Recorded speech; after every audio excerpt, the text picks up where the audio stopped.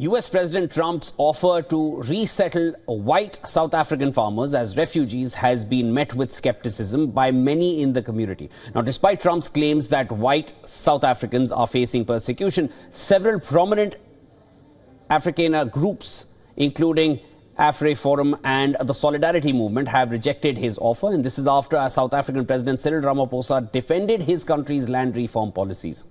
According to President Ramaphosa, the law seeks to address racial land ownership disparities, which left 3/4 of privately owned land in the hands of the white minority.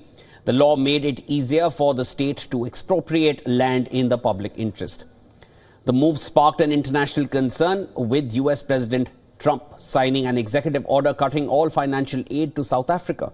Justifying his decision, Trump took to social media, saying that South Africa was confiscating land and mistreating classes of people badly, and he even offered to rehouse white South Africans as refugees fleeing persecution.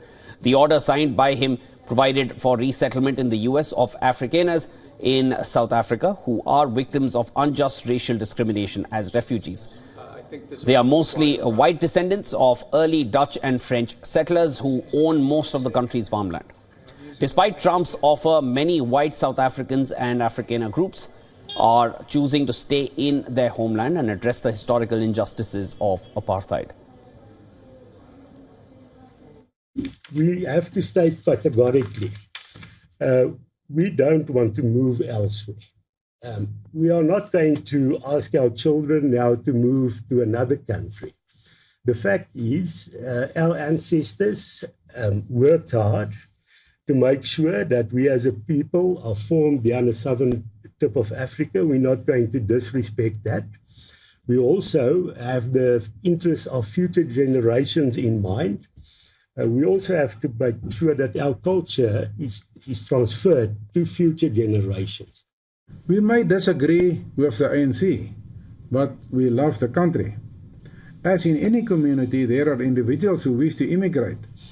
But the repatriation of Afrikaners as refugees is not a solution for us. We want to build a future in South Africa. The reaction to this is very clear. We believe Afrikaners are indigenous to Africa. We belong in Africa. We don't want to be a protected minority group or be refugees in somebody else's country. We, as Orania, believe Afrikaners belong here in Africa. It is also our place, and we would also like to live here.